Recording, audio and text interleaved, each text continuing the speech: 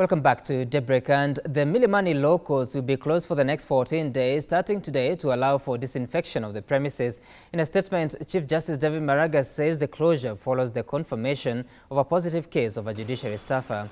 Maraga says the closure will also allow other judiciary staff to self-quarantine and get tested before court resumption in 14 days. He says only urgent matters will be heard on online platforms.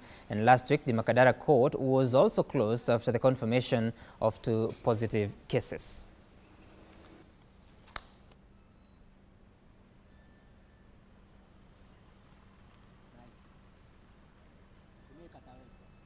Right, and to put that into perspective, we're joined by an advocate of the High Court, Dunstan Omari. Good morning, sir. And so now we see that the Milimani law courts the sittings have been suspended. That is physical court sittings. How does that affect your workings, and especially such a time we have the pandemic? Well, the Milimani law courts have been ordered closed temporarily for 14 days. Reason being that there was some 2 positive tests of COVID that was found on the judicial staff. This affects the dispensation of justice, the whole country. It doesn't only affect lawyers, but it affects quite a number of people, in the sense that for the next 14 days, it will create a big backlog in terms of Kenyans and foreigners who want to access to justice. Right. But of course, the Chief Justice says that urgent matters can be heard on online platforms. Who determines what's urgent and what's not? And in your view, what would be urgent? Every division. Milimani law courts has almost 10 divisions. Each division has a duty judge or a duty magistrate. So all the matters will be forwarded to him or to her through a certificate of urgency. She will or he will determine those matters on the merit. Normally, certificates of urgency are matters that cannot wait. Courts will always sit, and therefore there will be justice delivered. What will be affected will be the matters that have been going, main hearings, and matters that need advocates to appear and present their matters. But for ends of justice, the duty courts will deal with that. Right, and I don't know whether you have sufficient information, but what would be your assessment of the impact of the COVID-19 pandemic to the delivery of justice now going into almost 5 months since the pandemic hit the country? Well, the justice has been affected heavily. Remember, justice delayed is just denied. The more we are delaying to open the courts, but the risk that you are facing means out that quite a number of things are going wrong. For example, when you look at the effect of the closure of courts to the economy, quite a number of commercial transactions have been put at abeyance. Quite a number of transactions cannot proceed. Quite a number of companies cannot be able to determine their matters, especially at this time when COVID has made very many companies to lay down their staff. Those matters needs to be decided. Family disputes are not being decided. Criminal matters are not proceeding. Quite a number of very many people, accused people, are languishing in prison. They cannot be able to access justice. So in one way or another, justice has been affected. But also, Kenyans are losing heavily. Remember the fines that were coming out, conclusion of anti-corruption matters. Those fines are supposed to be government revenue. KRA is not getting enough money because now the fines that used to come from the courts are not coming anymore. So really, the economy is in tatters. Right, and Dunstan, I'm taking a look at a statement that was released by the Chief Justice sometimes in June when he was talking about the appointment of 41 judges, and he said that the Environment and Land Court had a backlog of 16,457, the Court of Appeal had a backlog of 7,315, and then the Employment and Labor Relations had a backlog of 13,197, and he was blaming all this backlog on the failure to appoint 41 judges. Of course, that's debatable, but now with the pandemic, what would be your estimate in as far as how the backlog has gone way higher? The backlog must have tripled right now. The fact that the president has refused, neglected, or objected to appoint the judges is affecting the judiciary tremendously. But as I've said, Sam, it's not about the effect on the judiciary. It's the effect on me, you, Wanjiku, and all the 44 million Kenyans watching Citizen Live at this time. We are losing heavily by failure of the president to appoint the judges. It is not a question of if between Maraga, the CJ, and the president of the republic. It's a question of that you and me need justice. We pay taxes for our matters to be decided. So the fact that there is no appointment of judges, the backlog will increase. Remember, we are heading to the peak of the coronavirus pandemic. More courts are going to close. It's not only Milimani that closed. Makadara closed the other day. Mombasa closed the other day. Rongo closed yesterday. Milimani closed yesterday. How many courts are going to close? The more the courts are closing, the more Kenyans are suffering. My appeal to the president, whose handlers are listening, and every legal practitioner is with me, kindly, urgently appoint the judges today so that dispensation of justice can be done virtually. The Chief Justice has tried to put in place virtual hearings. We are proceeding with matters virtually. The judges can proceed with their matters from their homes. We are proceeding our matters from home or from offices. That way, there will be no grinding to a halt of the judicial system. But my appeal to the president and the handlers who handle his diary, kindly, Kenyans are crying. Let the judiciary have the 41 judges appointed. And let's talk about that, because you said that once the judges are appointed, then they can continue to dispense justice on the online platforms. How well has it been doing? Because we know that recently, even the filing of cases was moved to the digital platform.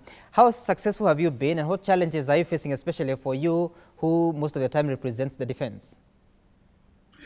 Most of the time, I do represent the defense, and sometimes the plaintiffs in commercial matters and civil matters. We are doing fairly very well. Within 2 weeks, the teething problems that were there, which is expected in every system, the change of the system from analog to the digital platform has had a few challenges. That is not to say that there is no system that has challenges. When KRA was moving to the new Jumbo system, they had challenges. When the media, some you people were moving from analog to the digital migration, there were some few challenges. Today it is seamless. Kenyans brave for what Michuki said, that there must be some few challenges, but we are yet to get the best. But we'll get the best within a very short time. I will say that if you look at the time frame in determination of a matter virtually and the old system, virtually a matter is being determined, one, in terms of cost, it is less by almost 60%, the input which is going to translate to less fees by advocates or by clients who are going to pay. Two, the amount of turnaround has been reduced tremendously. Therefore, in my own view, that is the way to go. Anybody, some thinking that the judiciary will go back, it will never go back. Now we are seeing the system is being linked with the ODPP. It is being linked with the Inspector General's office. It is being linked with the Lands Office. It will be linked to the Immigration Department. It will be a one-stop shop. This is the best thing that the Chief Justice will leave Kenyans with a legacy. Remember, the judicial transformation started a long time ago, but it was sabotaged. Corona has made it now a reality. Let nobody try to sabotage the system.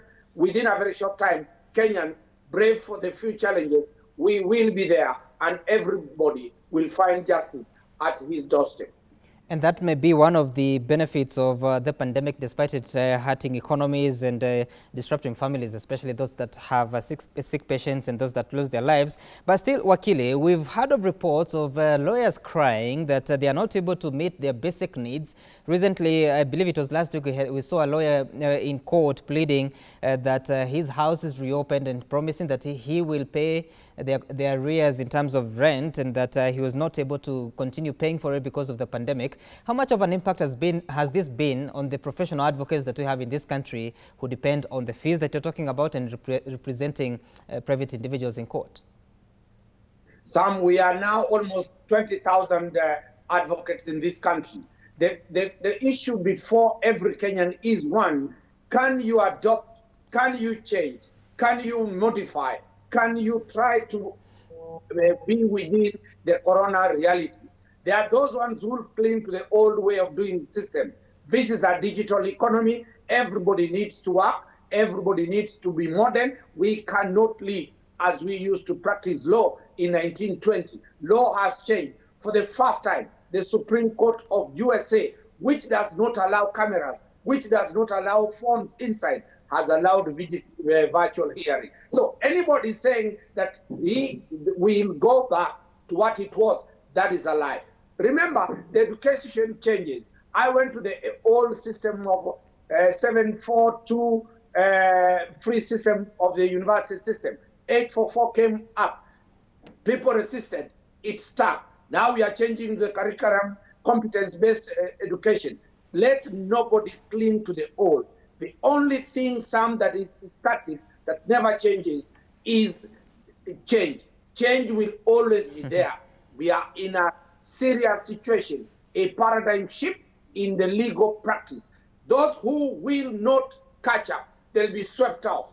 Those who will catch up will make money, they will work, they'll have more clients. And for example, my law firm, Monsieur Kimugaka and Company Advocates, we have got to invest heavily in technology. We have got to invest heavily in what we are doing. Citizen is a lead TV station in this country, courtesy of plowing back the profits to invest heavily. So the lawyers, my colleagues, my brothers, my sisters, plow back the benefits and the profits that you have been making to develop a law firm that is in tandem with the 2020 reality. Wakili, the question I'm asking is especially for the legal profession. Of course, like you said, you have 20,000 advocates, so these are all your colleagues.